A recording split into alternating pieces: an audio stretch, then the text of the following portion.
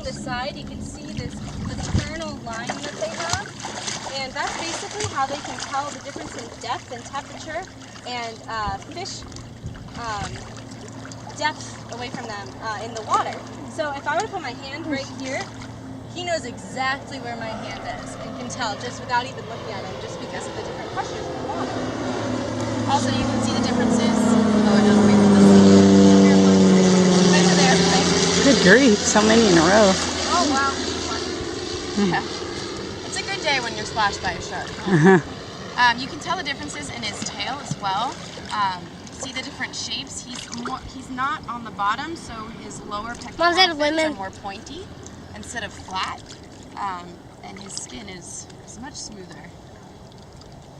Nurse sharks also have the ampullae of Lorenzini, or not nurse sharks, all sharks have the ampullae of Lorenzini, which are basically these little tiny sensors that go along their snout, and that's how they sense the electrical impulses from fish, so they can tell where their prey is. It's like a sixth Exactly, so they can tell where a fish is in the water just by listening to the electrical impulses in its heartbeat, which is really cool. And hammerheads actually have evolved to really specialize in detecting those electrical impulses, which is why they have so many along the bottom side of their snout. Basically, they're giant metal detectors in the water looking for electrical impulses in fish. They can sense them that are 3 or 4 feet underneath the sand and dig them up with their nose just by listening to their heartbeats. It's really cool. Yeah. Can anybody else identify any other differences between this lemon shark as far as the anatomy goes from the nurse shark? The gills. Yep, there's 5 distinct gills in this guy. Their fins are a bit lighter. Yep, and well, they're more pointy and they're actually wider, and then the shape of his head as well is also more hydrodynamic. His tail is longer. Yes, much longer. That gives him more power to move through the water so he can get away from predators easily and whatnot. They're not as flexible. They're more Actually, flexible. they are more flexible. Yep, he can actually turn around and bite his tail if he wanted to. That's why you have to have extreme caution when handling them. Extreme caution. So he's got a bit like a cat. He does, and actually that's a good observation because one of the main traits of identifying a lemon shark is their first and second dorsal fin are almost the same size. So most sharks, their second dorsal fin is much smaller, but the lemon is really the only one where they are similar in size. So his teeth are... Why are they similar? He does, yes. This guy has What? We don't know. real teeth. Yes, he has teeth. They're serrated. They're not like the nurse shark. No. So you guys want They're to like feel a them? knife point. They are. Yeah, and you ready to kill a lemon shark? So how old are they when they, like, are they born with their teeth? They are. So this is, this is about the size, And like again, I will let you guys know when I am ready for you guys to hold. I'm serious. Okay? Okay, Gavin. So Behind go her ahead and hand. come in. Where do we want to pet it? Behind her hand, like behind this. Yep. the hand. Right there. Okay? Here, let me hold your... How awesome is it? Reach in there. It's pretty fun. A little bit further, a little bit further. There you go. Is he softer, huh? No, he's just like, it's the... Oh, just So uneven. what's the difference? When he was struggling, why didn't you turn him over? Because that normally makes him like... That is correct. Emma! So when you do turn him over, we put him She into didn't mean to tonic. bump your We sunburn. don't like to put him into tonic too much. It actually stresses them out. Yeah. And some sharks go into tonic easier than others. Nurse sharks, when they're capturing their prey, roll over a lot. So it's actually really tough to put them into tonic because they're so used to being flipped over on their bellies that they don't go to sleep easier. Smooth, huh? But lemon sharks can go into tonic, which is actually how we do a lot of our surgeries. But it's actually still pretty dangerous for us. Yeah. If they wake up, they can roll over at any time, and it's a lot easier to bite us that way if they're in tonic. Do you use anesthesia otherwise? No, we don't.